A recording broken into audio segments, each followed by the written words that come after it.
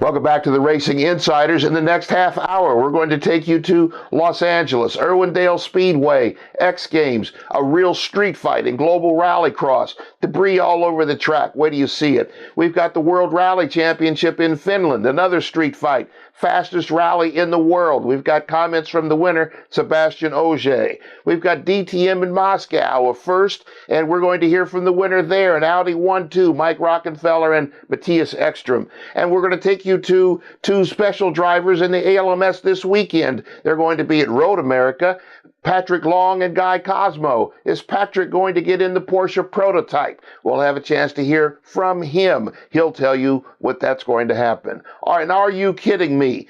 What's thoughts in our minds? Craziness in the world of motorsports? We'll cover it here on the Racing Insiders. Next.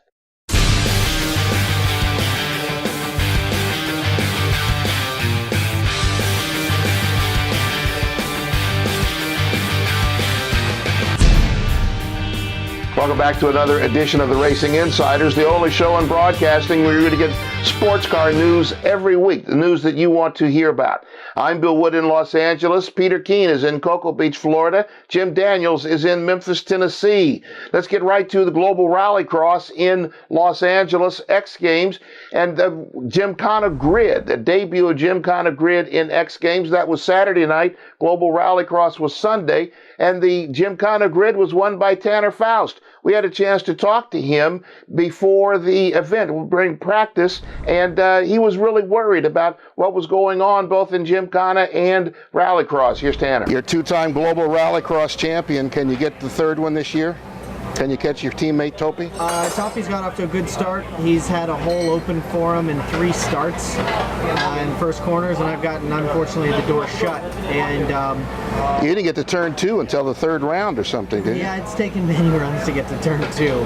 So, honestly, you never can tell. Even when I did get through the whole of the first corner and got on the podium, it was kind of bittersweet. It sort of didn't, necessarily feel like I had earned it in any way, besides just getting through turn 1. But this course is going to be a bit different. Turn 1 is a whole NASCAR course, and so we're going to get to iron things out, I think, before we ever get to a braking zone. So good luck, partner. They got to go out to practice. They moved me out of the way already. Okay, thank you.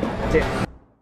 Well, it was really cool to see the Gymkhana like that, at X Games, and Tanner shows his talent. That's the skill level right there, and he just goes out and puts it on the rest of the guys. It's not like the rally class where he gets tangled up in turn 1 or with some people. As long as he's by himself, he goes ahead and takes care of business, and Tanner's fast. The crowds were full in the grandstands. They cheered heavily. Would have liked to have seen more cars, but X Games liked it, the officials liked it, and we may see more. I think that's a good thing. It's a Ken Block thing, a derivative of his Gymkhana videos online. Let's get to Rallycross. We talked to 3-time European Rallycross champion Sverre Isachsen before the event. He almost promised us. In fact, he did promise us a victory. It came close, but no cigar. How are the cars coming? You're getting faster. You're getting close to the podium and on the podium. Yeah, we're going faster and faster. We develop small thing and try to take one step each time. So, but I think now we're going much faster now than what we have in the early start for the season.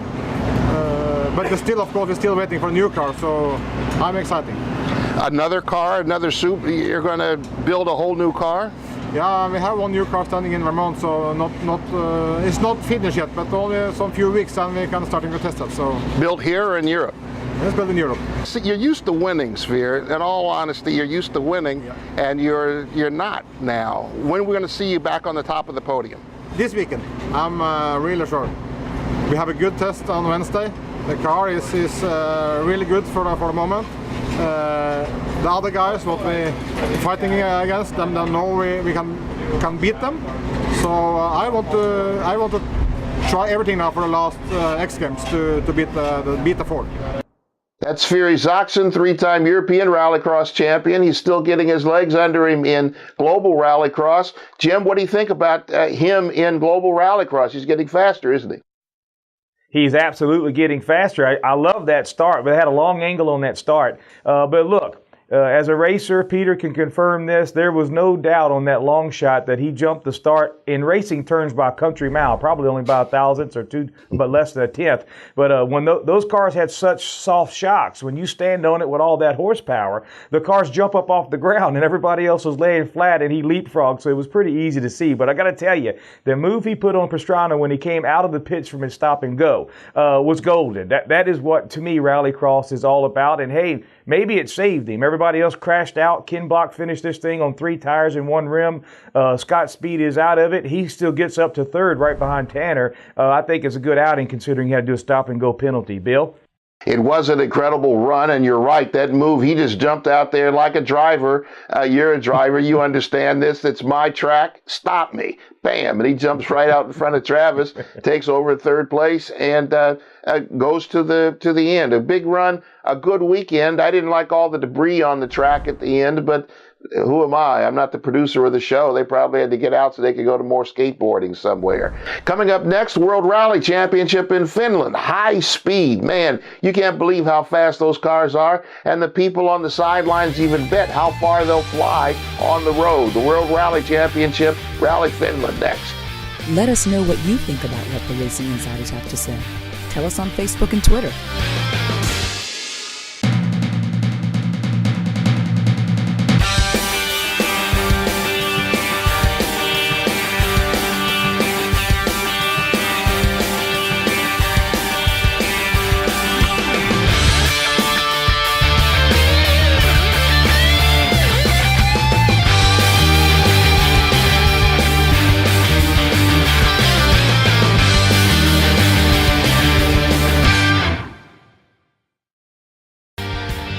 Welcome back to the Racing Insiders. I'm Bill Wood in Los Angeles.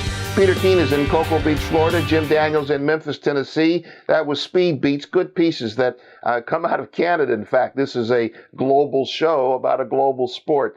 We are looking now at the World Rally Championship in Finland, where Sébastien Ogier, the points leader, probably the champion, just ran away, literally ran away with it. Some give and take with Mads Osberg of Norway and Terry Novell early with Fords, but once Ogier and his Volkswagen took it over, it was done. He even set a record on the fast stage, the roller coaster stage, Onnenpura. Probably pronouncing that wrong for you purists, but that's the way I remember it. Let's listen to Sébastien Ogier after the win. Great weekend once again, and my car was perfect. I had absolutely no problem, so thanks. First, I want to congratulate all the team for what they do. It's amazing for a first season, and now it starts to look really good for my championship. I also on the manufacturer side, so now I will really try to do my best to secure first mine, but also the manufacturer one, and then it will be just amazing to get it for a first season for Volkswagen. Ogier by a mile. What do you think about that, Jim? Well, look, this is my favorite stage on the WRC. To equate it to our homeschoolers out there for the States, it's like running Road America where turn 1 is the slowest turn on the whole circuit. So it's very high speed. What I love about it is the holy grail for a fan is you have to get a shot with your body or face in the picture in the bottom of a car. So if you go out on internet forums and watch the spectators that line these hills for these massive jumps, you'll see that what a lot of them are trying to do is get close enough to the car that they could be in the same shot with the bottom of the car. I think those stages with those crowds exemplifies why Global Rallycross is going to be so popular. People want to see the jumps, they want to see the action up close, and frankly, they want to see the carnage that can occur. That's unfortunate sometimes, but it's a fact in motorsports. Peter? Well, I got to agree with Bill. You know, that was pretty impressive for Ogier to set the record on that stage. I said, you know, it's wild and crazy and very fast. And, you know, for the big lead as he had, you know, he was taking some risks there. But, I mean, it showed how much he was on his game. You know, there's been some huge crashes on that section. And he just attacked and drove away from the field. So it was pretty impressive. The crashes, that it's incredible to think of this high speed brings about that kind of carnage sometimes, and these guys walk away from it most of the time in WRC. Let's go down to DTM. The German Touring Car Championship made its debut in Moscow. A lot of anticipation for this, a lot of promotion before it started. It was won going away by the Audi team, Mike Rockenfeller, the leader and the winner, followed by Matthias Ekstrom, his teammate. Let's hear from them. Yeah, I mean, it's always nice to be on the podium. For sure, winning is the best, but today Mike won, and congratulations to him and the team. Still, I have to say, was probably the best setup of my life. I drove. The car was perfect from start to end, and I could really enjoy every single lap. So, first trip to Moscow, I can only say it was a great event. Proud, of my boys and Audi. We did a great job in preparation for this race. Car was perfect today, and I feel really good to take those 25 points home from Russia. And yeah, it was nice to be here. A lot of people, nice track. So overall, very positive. Yeah, that's a beautiful facility there in Moscow. They said it spent 130 million euro to build it. And what a competitive field. At DTM just impresses me how close the field is. I think from 1st to 15th where Joey Hand qualified, it was like 0.4 of a second, the difference. But Rockefeller was the show this weekend. He just flat put it on him. He was on the option tires, and they said that the option tires are the last 30 laps, and he runs like 41 or 42 laps and right on a 59. I mean, he just flat put him on it. A little bit of team strategy there to hold it up to get him the win, but man, what a performance by Rockefeller just driving away in DTM Moscow. I do want to say, poor Joey Hand starts out 15th and ends up 7th. Obviously, he can race with those guys, but just looked like he had a little bit of trouble in qualifying. The splitter was banging the ground real hard, and I guess Jim had a chance to have a conversation with him about that. What do you got to say, Jim? Yeah, I just follow him on Twitter. I want to first say that I was really surprised not to see President Putin with no shirt on walking around in the pits. That seems to be his MO. But anyway, Joey had an interesting race. Just watching him on Twitter and conversing back and forth, seems like he's not able to hustle the car in qualifying. We noticed in those slow-mo shots that the splitter was hitting, but a lot of those guys' splitters were hitting. So I'm thinking if you just do the math on it and do a spreadsheet, this is the 4th race he's been in the points, got 7th place, moving up nicely if you will look at the previous season's results. I think if the kick had just hustled this car one time in qualifying session to get a 6th, a 5th or so starting position, then we might be able to get the thing on the podium. What I'd cautioned him on when we was tweeting back and forth was just make sure it doesn't look like the BMW crash at Mid-Ohio a few years ago, which you could find on YouTube, and you'll be okay. Bill? A quick word from DTM before we get out of here, guys. The German Touring Car Championship took the win away from Matthias Ekstrom at Norris Ring because someone poured some water into his uniform. Audi appealed, and this past week, the DTM overruled the appeal. So that happens sometimes, doesn't it, Jim? Yeah, Bill, let me just say that as a heavier guy that races sports cars and has to race against the flat bellies all the time, the oldest trick in the book is for a 120-pound kid to jump out of the car. His crew's congratulating him. They're pouring water on him, and all of a sudden the suit weighs 45 pounds. So this was a just penalty. Peter can agree. You just can't do that at this level when you're running these cars down on the pound. Hey, come on, guy. Get in some marbles and pick up some slag on your tires. And if that don't do the trick, you was just too far underweight. It's just the way it is. Bill? Let's get to the ALMS right now. Road America coming up this weekend. They're sharing the weekend with Grand Am. We'll hear from a couple of drivers. One who may be running in the Porsche prototype, maybe. He'll tell us right after this. This is the Racing Insiders. This segment of the Racing Insiders was brought to you by GoRacingTV.com. For racers, by racers.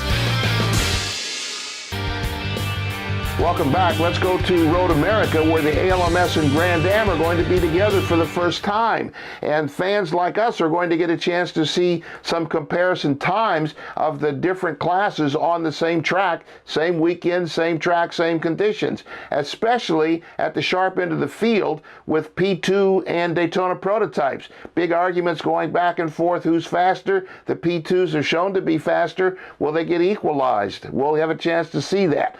One of the teams that's in the middle of the battle in P2 is Extreme Speed. One of the drivers, Guy Cosmo, he talked to us about those strong fights in P2 in the ALMS. Our friends over at Level 5, they have a lot of experience with these HPDs. This is their 3rd season with these cars. This is our 1st. They've got a lot of experience, a lot of data. They have a great staff. They're a very strong team. So it's going to be a great, great battle for the championship. But as we've shown, we're already taking it to them. We're already having some great scraps with them and getting some good results. Technically, we've won 2 races so far, so nothing's impossible. Well, guys, that was a great interview with Guy Cosmo. Man, I've spent a lot of time with him. He drove for the Spirit of Daytona and us for years, and A lot of time I spent in his head. He's a super good guy and a quick, fast driver, and always really good with the data. You know, that's one of the guy's big strengths is he's good with data. But I got to agree with him. He's got a tough fight with level 5. You know, Mr. Tucker doesn't spare any expense and, you know, hires men like Jeff Braun to do the engineering on that team. He's got a real battle in P2, and it'll be interesting to see if the Patron boys can pull it off, you know. But that's an uphill battle. The other thing, Bill, I'd like to get back to is I agree it's the first time, you know, Grand Am and ALMLS are going to be together at Road America. This ought to be real interesting, and I guess we'll figure out what the yardstick is for how much slower the Daytona prototypes are than the P2 cars. You know, it's going to be similar conditions, and we'll just happen to see what happens. What do you think, Bill? It's going to be a lot of fun. I think the P2s are obviously much faster. Hopefully the Daytona prototypes, they could give them enough collateral resources so that they can get caught up and the two could run at the fast end of the field. Let's go to the GT side with Patrick Long, Porsche factory driver. He runs with Core Autosport in the ALMS. And is he going to get a chance to drive that new Porsche prototype at Le Mans? It's not going to come to the United States. It's a P1 car, but is Patrick going to get a chance to drive it? He talked about that with us. The LMP1 deal is a little bit of a mystery. We don't know who the final drivers will be. I would say that it's pretty easy to see that the latest signings with Yanni, Weber, and of course Romain and Timo, who have a ton of LMP1 experience, those are really our flagship, our main drivers. I think Porsche would be crazy to take everything they do in GT racing and to compromise that with their lineups in LMP1. So I think they're really trying to build that program up sort of separately to what we've been doing. Obviously things have been going well with the RSR, the 991 winning at Le Mans, second place as well.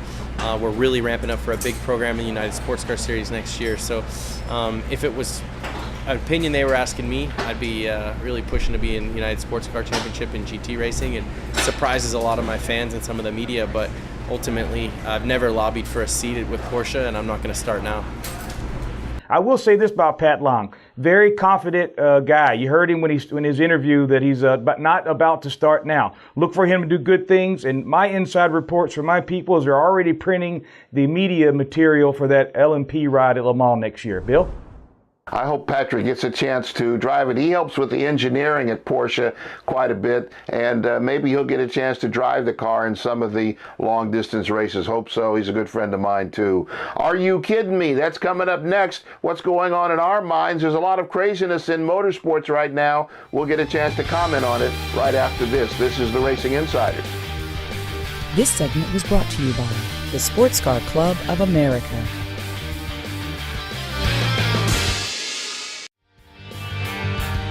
Are you kidding me? Some crazy times in motorsports. Are you kidding me? Peter, let's go to you first. Hey, Bill, my Are You Kidding Me is back to DTM Moscow. You know, they had me all fired up, close fields. They run through Q3. You know, they're down to the 4-car shootout, 1 laps apiece. And all of a sudden the racetrack gets shut down because Vladimir Putin is flying over the airspace. So they shut the airspace down so they can't even get a helicopter if one of the drivers had a crash. So they think it's going to be a couple-minute delay. Then they find out it's going to be a 2-hour delay. They scrap Q4. It was kind of like the first standing start in Toronto for the Indy cars. It was all hyped up. I was ready to go, and nothing happened just because of old Vladimir. He shows up again. What do you think of that, Bill? That's pretty crazy. A 2-hour delay. Wow. Jim, what do you have going on? Hey, my Are You Kidding Me today is about the people, the unsung heroes, the engineers, the crew, the staff that goes in putting these races on. Buddy Fay, longtime race engineer, developed the LMP Cadillacs back in the day, worked for Tony Stewart, wrote the book literally called Data Power. Unceremoniously loses positions last year from Wheelan and from the World Challenge team. Alex Figge picks him up at Lime Rock to be team engineer. Buddy happens to be my engineer as well. Figge double poles, double wins. Sometimes when you lose positions, it doesn't always turn out bad. Buddy Fay's one of the good ones. He's proven it again with winning in that World Challenge Series. And my Are You Kidding Me is let's thank everybody that gets these things done to make us drivers look good. Bill? My Are You Kidding Me comes from the pits at the Global Rallycross this weekend. I was bouncing around, talked to a number of contacts from the European Rallycross Championship, and the weird thing is happening at Hansen Motorsports, where Timur Timurzayanov, the Russian, is the defending champion in the series. He's the number one driver on the team last year. The issue now is whether or not he's the number one driver on the team this year. He's leading the points for the championship, but Kenneth Hansen, the king of European Rallycross, his son Timmy Hansen is second in points. And the question now is who's going to be number one going to the end of the season, whether or not Timmy Hansen might become number one and Timur Timurzayanov, the points leader, the defending champion, who knows where he's going to be. It could be an interesting thing to watch. European Rallycross, Hansen Motorsports, Timurzayanov and Hansen going for the championship going forward. That's our Are You Kidding Me segment. We still have more coming up on the Racing Insiders right after this.